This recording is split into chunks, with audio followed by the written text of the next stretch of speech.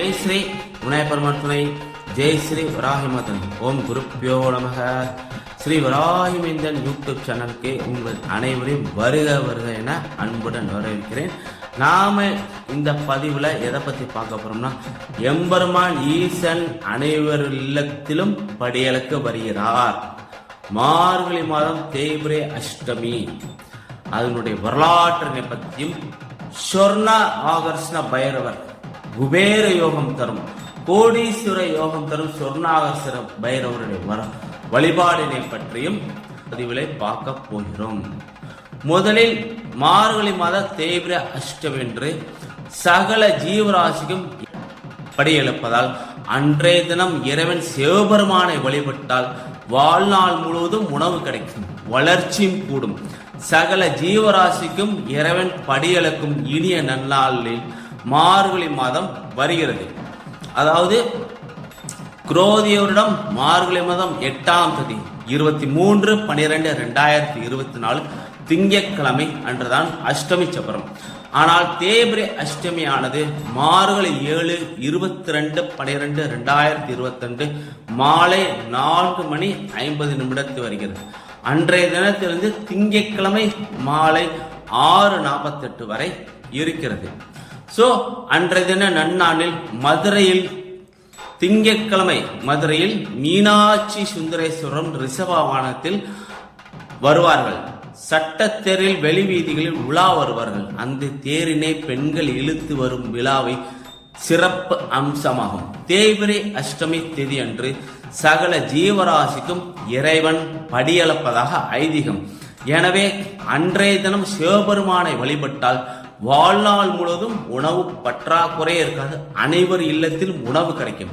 இன்றைய நாளில் அன்னதானம் செய்தால் உங்களுக்கு பல கோடி புண்ணியம் கிடைக்கும். 7 ஜென்மம் நம்ம ஏதாவது பாவம் செஞ்சிருப்போம், அறிந்தும் அறியாமலும்.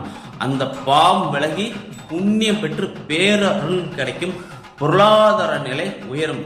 மாதங்களில் நான் மார்கழி என்று கிருஷ்ணன் உயர்வாக கூறிய மார்கழி மாதத்தில் வரும் இந்த மகத்தான தினத்தில் முறையாக ஈசனை வழிபட வேண்டும். கைபிடி அரிசியனும் யாருக்காவது தானமாக கொடுக்க வேண்டும்.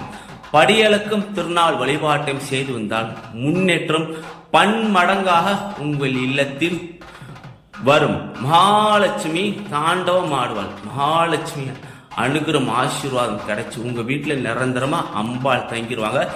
ஈசனோட பேரருள் உங்களுக்கு கிடைக்கும். ஈசன் சன்னதியில் சிறிதளவேனும் அரிசி வைத்து வழிபாடு வைத்துக் கொண்டு அந்த அரிசி உணவில் சேர்த்தால் உணவு பஞ்சமே இருக்காது. கல்லுக்குள் இருக்கும் தேரைக்கும் படியளப்பவன் ஈசன். ஓரறி உயிரணுவில் தொடங்கி 6 அறிவு மனிதன் வரை அவனின் அருட்பார்வையால் தான் ஜீவிக்கிறது.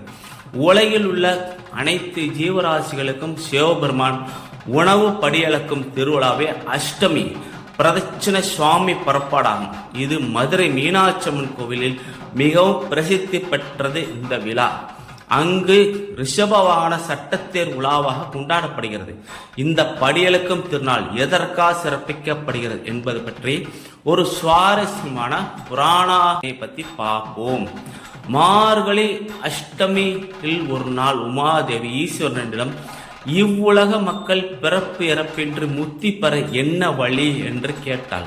மார்கழி மாத அஷ்டமி தினத்தன்று சிவாலயாவில் பிரதட்சணம் செய்தால் அந்த பலன் பெறலாம் என்றும் கூறினார் என்கிறது ஸ்கந்த புராணம். பாவங்கள் விலகி முத்தி தரும் பிரதட்சணம் இது.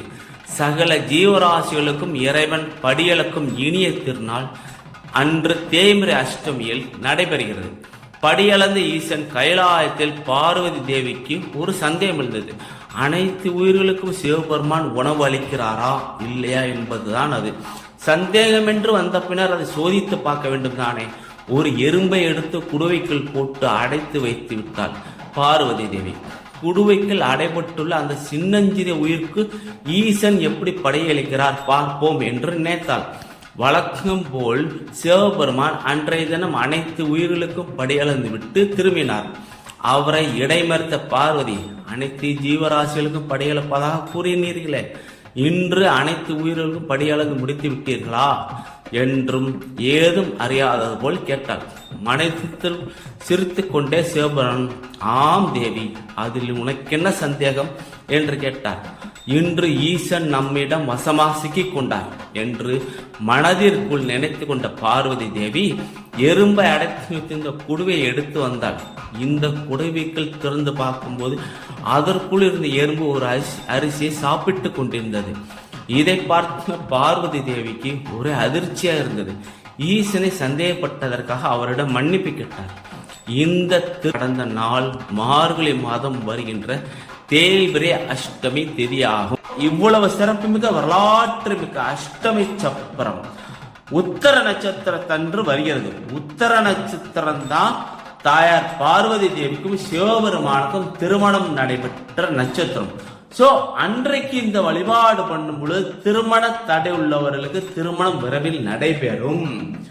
சோ நம்ம நாள் கூட அரிசி தானம் கோயிலுக்கு செஞ்சு மடப்பள்ளிக்கு செய்து அதன் மூலம் நம்முடைய பகவானோட பேரல் பெற்ற அனைவருக்கும் அன்னம் அளிப்புள்ள செஞ்சு வாழ்க வளமுடன். பரம்குடி சிறும் ராகிமிதன் மணிகண்டன். வணக்கம்.